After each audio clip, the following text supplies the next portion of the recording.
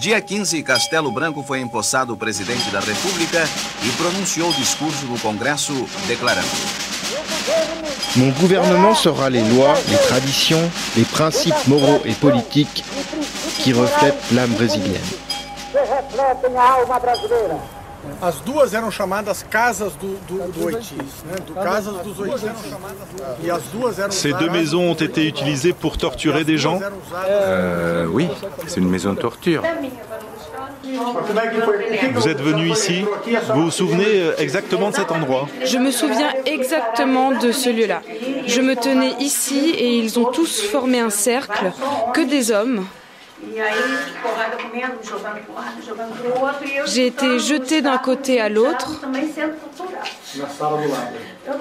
Je ne me souviens pas si j'étais ici, dans cette salle ou dans l'autre. Et vous vous souvenez du genre de torture? Des agressions? Dans mon cas, j'ai été agressée par des coups sur tous les côtés. Des chocs électriques? Des chocs électriques. J'ai été nue, complètement nue. Vous êtes arrivée déshabillée, madame, ou ils vous ont déshabillée ici? Ici même. Je suis venue ici. Ils m'ont demandé de retirer mes vêtements et ensuite les hommes se sont mis à faire courir leurs mains sur mon corps. Ils disaient « Comment une femme blanche peut-elle épouser un homme noir ?»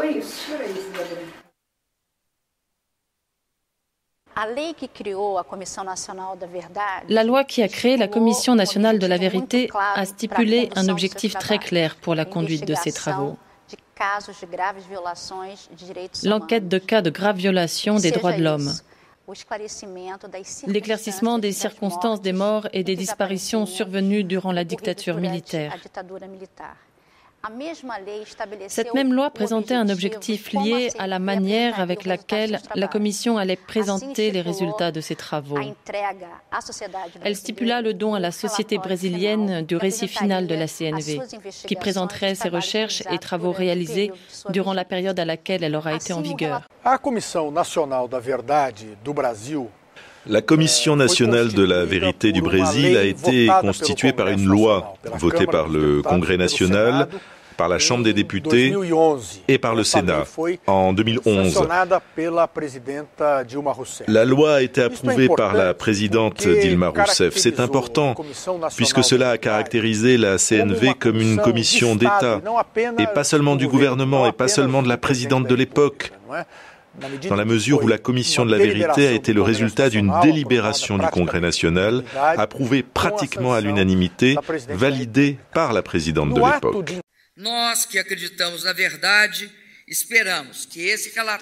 Nous qui croyons en la vérité, nous espérons que ce rapport contribuera à ce que les fantômes d'un passé douloureux et triste ne puissent plus se cacher dans les ombres du silence et de l'omission.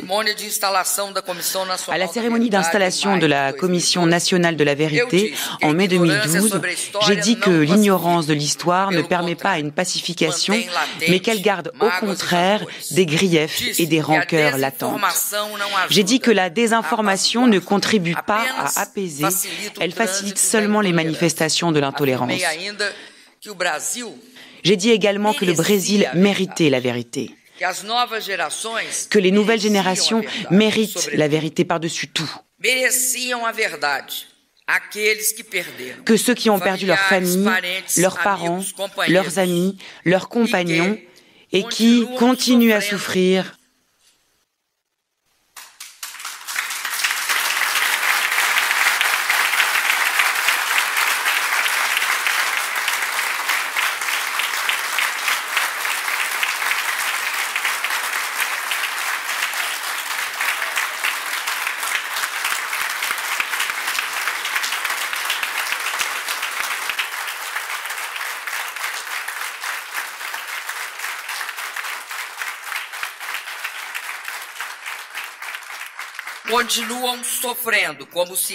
Ceux qui continuent à souffrir méritent la vérité.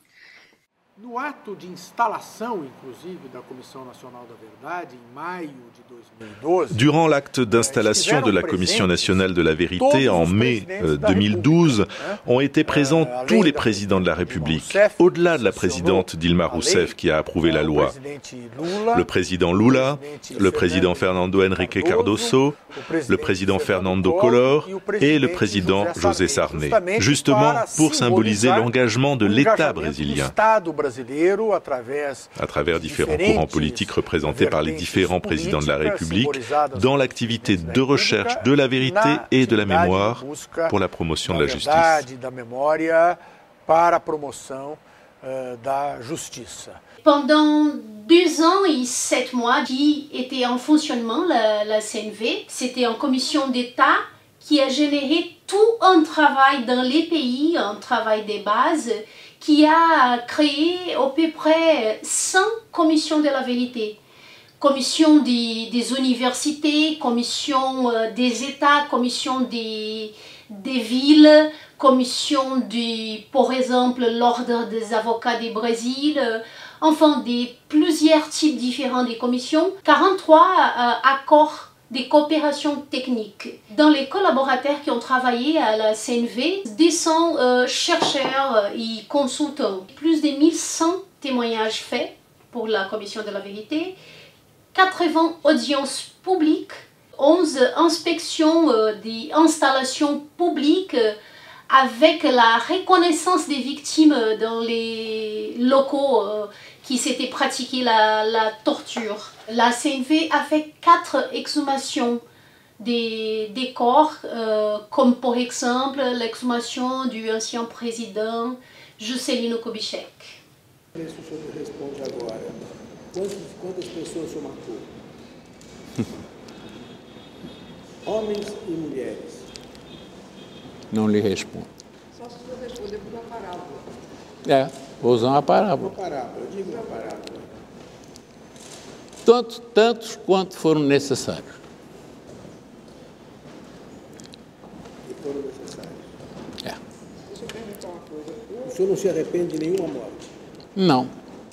L'une des caractéristiques, des particularités du cas brésilien est qu'on a institué une commission de vérité un quart de siècle après la fin de la dictature. Alors que dans les autres pays du Cône Sud, par exemple en Argentine ou au Chili, l'institution s'est faite immédiatement après la fin de la dictature. Donc là, on a laissé passer 25 ans et donc c'est l'un des éléments sur lesquels il faut s'interroger. Et aussi l'autre élément, c'est que le Brésil est le seul des pays, disons, du Cône Sud, où jusqu'à présent, la loi d'amnistie qui a été approuvée en 1979 sous la dictature militaire est toujours en vigueur et a empêché jusqu'ici des poursuites contre ceux qui ont violé les droits de l'homme, ceux qui ont torturé, exécuté, fait disparaître des personnes. Diz uma coisa. Quantos o senhor torturou? É difícil dizer a quantidade. Foi uma quantidade razoável. E a tortura tem cabimento? Tem. Acho. Defenda a tortura. A tortura... Justifique. Tá. Tortura é um meio. Só quer obter uma verdade. Não, quero ouvir a sua verdade. Tá, mas eu estou exemplificando. Só quer saber uma verdade. O senhor tem que me apertar para me contar. Senão eu não conto. Muito pura e simplesmente. Então, a tortura em elemento de grande periculosidade, vamos dizer assim, é válido.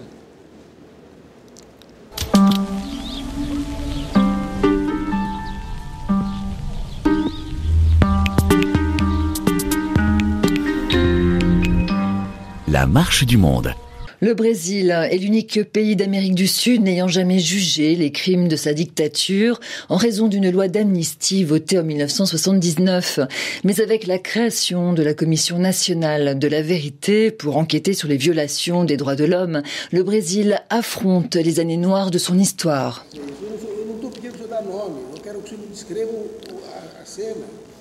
O pior, o senhor já falou, é que faziam mutilação. Queria saber que tipo de mutilação era. Quando o senhor vai se desfazer de um corpo, naquela época não existia DNA, concorda comigo? Sim. Então, quando o senhor vai desfazer de um corpo, quais são as partes que, se acharem o corpo, podem determinar quem é a pessoa? Quais são as partes? Arcada dentária, digitais, só. Então, mas cortava a cabeça ou te arrancava, quebrava os dentes? Quebrava os dentes. E cortava as mãos? Não, as mãos não. Digitais? Não. Digital é daqui para cima. Ah, sim, cortava os dedos. Se desfazia do corpo. O senhor não sabe exatamente que rio era? É difícil. La voix de Paulo Magalhães pendant son audition à la CNV. Le colonel Paulo Magalhães donne des détails. Il reconnaît les détentions arbitraires, il reconnaît avoir torturé à mort et il reconnaît avoir fait disparaître les corps après les avoir mutilés. Angelica Müller. Exactement. Donc c'était un de peu militaires qui ont vraiment parlé ouvertement sur les systèmes et sur la question de la torture, parce que la plupart disent que non, n'existait pas, ou si existait, c'était des cas isolés. Alors Magalhães est le premier à reconnaître ses responsabilités et aussi à exprimer ses peurs, et d'ailleurs il a été assassiné en avril 2014. Oui, c'était bien 3 semaines après son témoignage à la CNV. La police de Rio a dit que c'était un crime des droits communs. Mais ça reste quand même un doute parce que dans le cadre de la Commission de la vérité, c'était vraiment les militaires qui a plus exprimé qu'est-ce qui se passait dans les régimes. Donc il dérange beaucoup, évidemment, l'institution même militaire. C'est vrai qu'il y avait d'autres militaires comme Claudio Guerra qui a quelques années a lancé un livre en montrant un peu ces cas de torture et tout. Mais officiellement, pour l'organisme d'État, Paulo Magalhães, c'était vraiment les gros témoignages.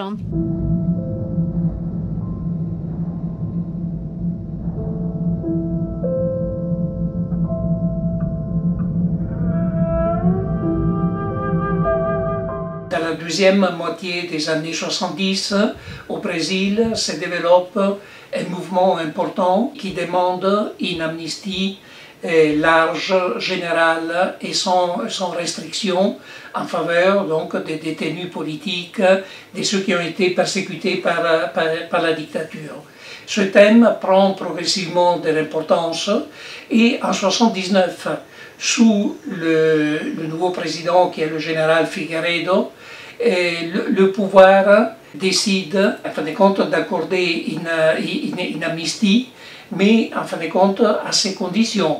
Donc c'est une amnistie qui est en partie est le fruit d'une négociation, mais qui est d'un côté une auto-amnistie pour les crimes commis par les militaires, etc., par les agents de la dictature, mais de l'autre côté, elle a des éléments importants parce qu'elle permet par exemple le retour des exilés, elle permet la reprise d'une vie politique, etc. Feliz o homem público que eleito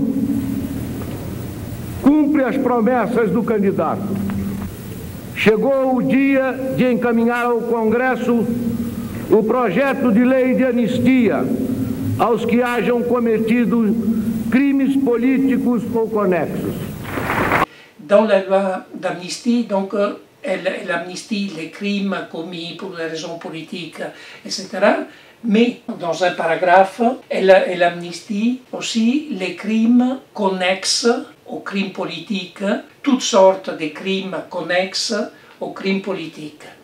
Et cela le point central, parce que, évidemment, tout tourne autour de l'interprétation de ce que sont les crimes connexes. Et jusqu'ici, l'interprétation dominante a été que la torture, la disparition des personnes et les assassinats sont à considérer comme crimes connexes et donc l'amnistie s'applique aux auteurs de ces crimes. Dans le cas d'autres commissions de la vérité, le travail de la commission, une fois terminé, a ouvert la possibilité d'une deuxième phase concernant plus pratiquement la justice. Et en Argentine, par exemple, le travail de la CONADEP, la Commission nationale sur les disparitions des personnes, a servi de base pour le jugement des chefs militaires, le procès des gens militaires et pour une série d'autres procès. Et également, le travail fait au Chili par la commission Rettig, etc., a pu être utilisé après, disons, pour ouvrir des procès contre des tortionnaires, des responsables des morts, etc. Au Brésil, pour le moment, c'est un point d'interrogation. Est-ce que le travail de la commission ouvrira cette possibilité? Le 20 octobre, 2 mois après mon emprisonnement, j'ai servi de cobaye pour une classe de torture. Le professeur, devant ses élèves, faisait des démonstrations avec mon corps. C'était une espèce de classe pratique, avec des astuces théoriques. Pendant que je recevais des décharges électriques accrochées au fameux pão de arara, le perchoir à perroquet, j'ai entendu le professeur dire « Cette technique est la plus efficace ». Je pense que le professeur avait raison. Quand j'ai commencé à me sentir très mal, la classe a été interrompue et j'ai été emmenée en cellule. Quelques minutes après, de nombreux officiers sont rentrés dans la cellule et ont demandé au médecin de prendre ma tension. Les filles criaient, imploraient, tentaient en vain d'empêcher que la classe continue. La réponse du médecin Amilcar Lobo, devant les tortionnaires et devant nous toutes, elle peut encore supporter. Et de fait, la classe a continué. La seconde partie de la classe eut lieu dans une cour intérieure, la même que celle où les soldats, tous les jours, juraient devant le drapeau et chantaient l'hymne national.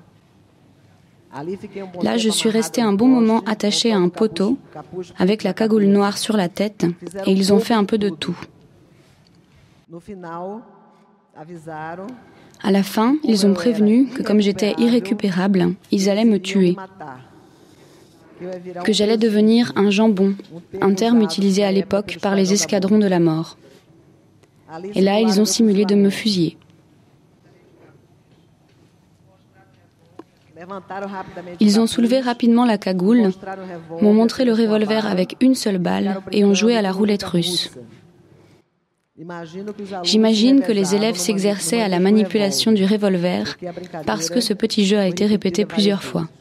Le témoignage pour l'histoire de Dulce Pandolfi lors de son audition à la Commission nationale de la vérité au Brésil. Elle a survécu au cours de tortures données sur son corps. Elle était alors étudiante, engagée dans le mouvement de l'ALN, l'Action de libération nationale contre la dictature militaire. Angelica Müller, le rapport final remis à la présidente Dilma Rousseff en décembre 2014 est constitué de plus de 4000 pages. Alors vous donnez les noms de 300 fonctionnaires et personnes au service du gouvernement impliqués dans des violations graves des droits de l'homme. Vous montrez également la diversité des secteurs touchés par la répression et de quelle façon ils ont résisté, y compris en utilisant la lutte armée. Et enfin, vous établissez la liste des victimes, morts et disparus. À quoi sert ce rapport voulu par le Brésil et dont le Brésil a fait si peu de publicité ? Après la création de la CNV, jamais autant de gens de la société brésilienne a écouté et a compris qu'il s'est passé en dictature et que dans la dictature, il y avait des tortures. Des personnes ne croyaient pas que ça existait. Donc, la presse a joué un rôle spécial aussi dans le sens de faire la divulgation de beaucoup des événements de la commission. Mais Depuis décembre 2014, on a passé déjà quelques mois et rien s'est passé. Il y a au fond du rapport une liste des recommandations que les membres de la CNV ont fait, dans ces cas, la présidente de la République, mais de créer des organismes de surveillance pour qu'ils puissent mettre en place ces recommandations-là. Et rien encore s'est passé. Et ça, c'est toujours une question des politiques plutôt que juridiques.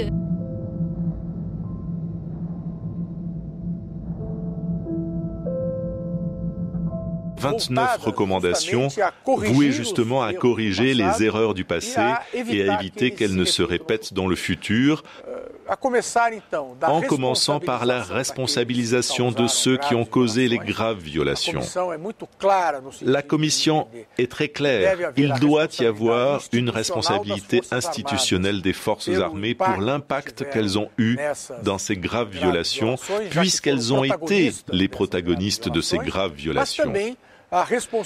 Mais également une responsabilisation civile, criminelle et administrative des individus, des agents de l'État qui n'ont jamais été assignés en procès, jugés et condamnés et qui ont été la cause de ces graves violations.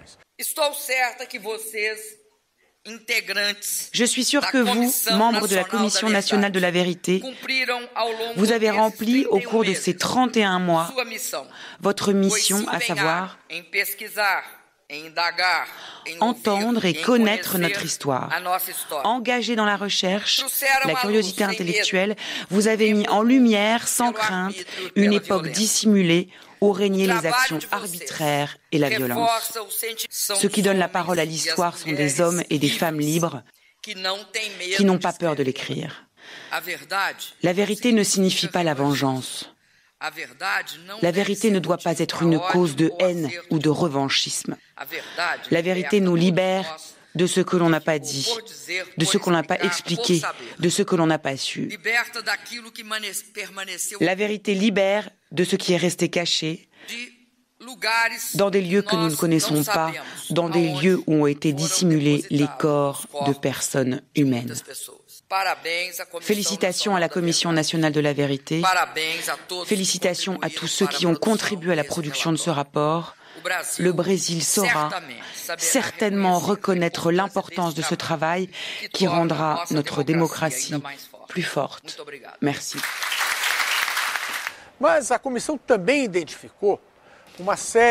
Mais la Commission a également identifié une série de politiques publiques ou de mesures administratives et légales qui doivent être adoptées pour éviter que se produisent des situations comme celles ayant eu lieu dans le passé. Par exemple, l'amélioration de tout le système carcéral, la démilitarisation de la police militaire, l'adoption de mesures combattant la torture qui a toujours eu lieu au Brésil de manière systématique au sein d'installations policières. Ce sont donc des mesures tournées vers le présent, mais qui ont été le résultat justement de l'investigation réalisée sur ce qui s'est produit dans le passé. Bruno Groppo, la volonté politique de Dilma Rousseff a été que cette CNV existe. Est-ce que néanmoins cette volonté politique se heurte et s'arrête à la loi d'amnistie? Est-ce qu'aujourd'hui il y a une volonté politique d'aller plus loin? Ou est-ce que finalement, maintenant que le rapport de la CNV a été produit, les politiques s'occupent d'autre chose? Il y a des secteurs, y compris dans le gouvernement, qui ont la volonté effectivement d'aller plus loin. Mais en même temps, il faut voir qu'il y a des obstacles sur ce chemin qui sont tout à fait considérables. Et le premier de ces obstacles est l'armée. Les forces armées, en fin de compte, n'admettent pas la remise en cause de la loi d'amnistie. Donc, toute initiative dans ce domaine signifie entrer en collision avec les forces armées. La CNV a confirmé 434 morts et disparus de la dictature et elle a également listé toutes les autres formes de violation des droits de l'homme. On parle de 20 000 cas de torture, Angelica Müller, et il faut bien comprendre en plus que cette documentation des faits, elle n'a pas commencé avec la création de la CNV, avec cette loi de 2008. De nombreuses associations travaillaient déjà sur le sujet.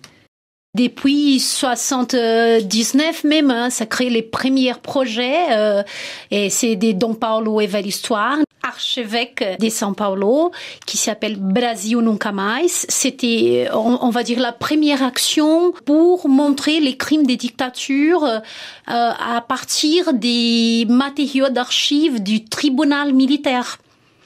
Donc après ça, il y a aussi beaucoup les groupes des familles des morts et disparus qui ont s'est battus pour changer la loi.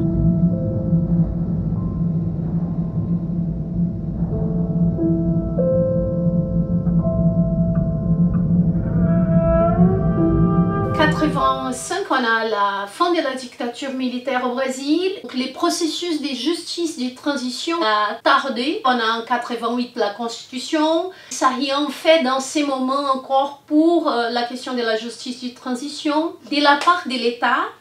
Et c'est seulement en 95, pendant le gouvernement de Fernando Henrique Cardoso, qui a créé la commission spéciale des mortes et disparues politiques. L'objectif, c'était de promouvoir et de chercher des infos sur les mortes et disparues, et aussi faire la réparation financière de ces gens-là.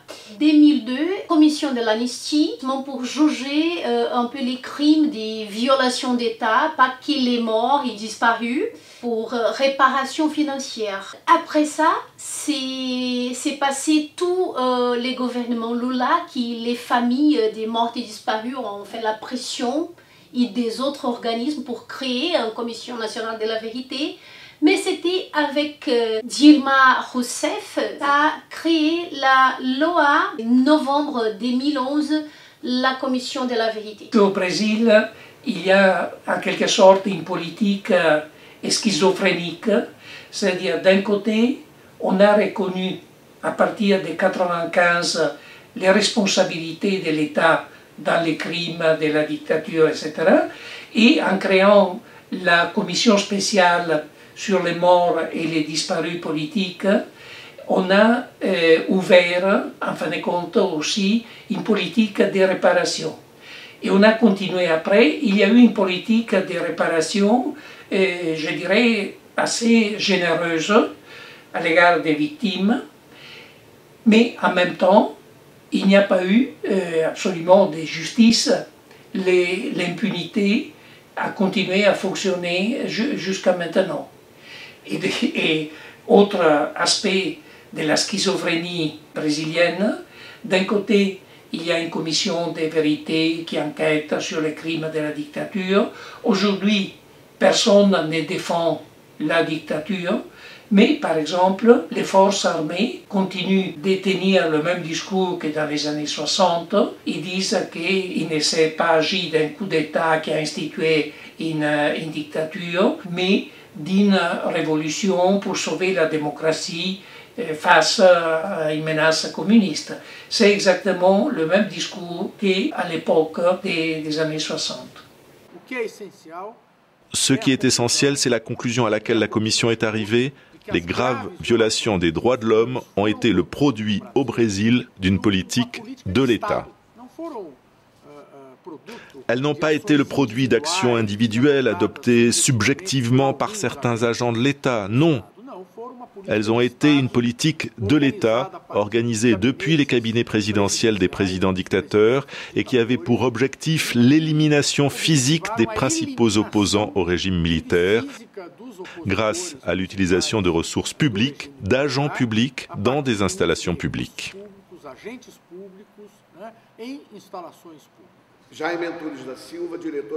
Jusqu'au 15 juillet 2015, les archives nationales ont reçu toutes les données produites par la Commission nationale de la vérité. Cette collecte d'informations s'est faite dans le cadre des dispositions de la loi qui a créé la commission elle-même. Elle stipule qu'à la fin des travaux et après la parution des rapports, la commission deviendra la principale institution d'archivage du pays. Elle sera vouée à la collecte d'informations, à leur préservation et à leur diffusion à tous ceux qui voudraient s'y intéresser.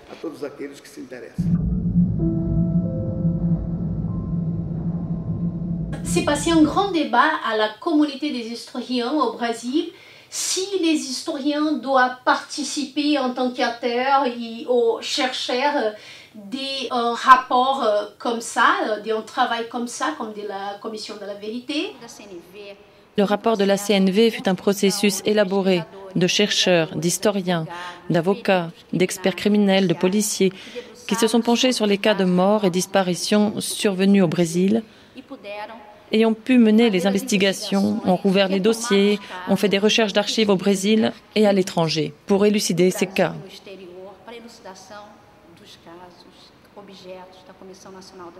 J'ai été recrutée pour la Commission nationale de la vérité, justement pour les spécificités de travailler à peu près à 10 ans sur les mouvements étudiants au Brésil. Et je m'occupais d'organiser les chapitres des graves violations des droits humains dans les domaines de l'université. C'est plutôt en vérité juridique.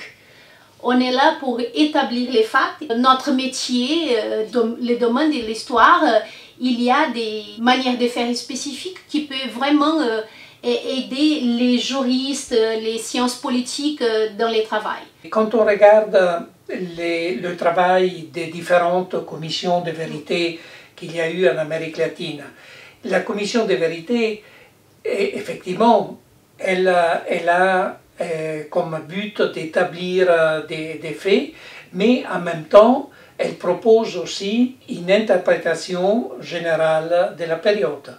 Toutes les commissions l'ont fait, en commençant par la Commission nationale sur la disparition des personnes en Argentine, en passant par la Commission Rettig, etc. C'est-à-dire elles offrent aussi en même temps un cadre d'interprétation de la période.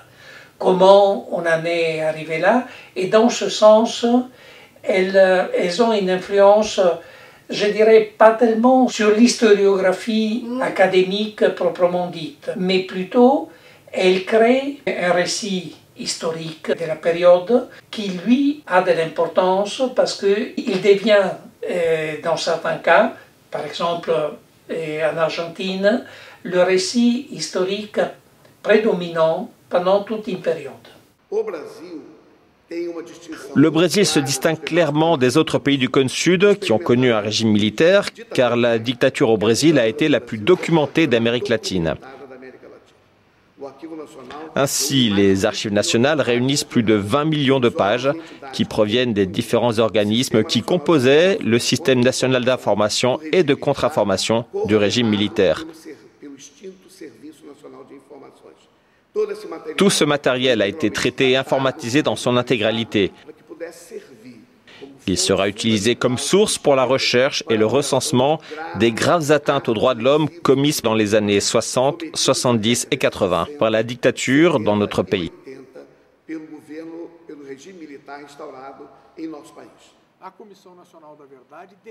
La CNV a organisé toutes ces archives et ces documents, non seulement en les transférant aux archives nationales pour qu'ils soient mis à disposition des chercheurs, mais également en mettant une grande partie des documents à disposition sur un portail Internet, de telle sorte que n'importe quelle personne, à n'importe quel endroit du monde, puisse avoir accès à la documentation. C'est notre héritage pour que le travail de la CNV puisse avoir une continuité.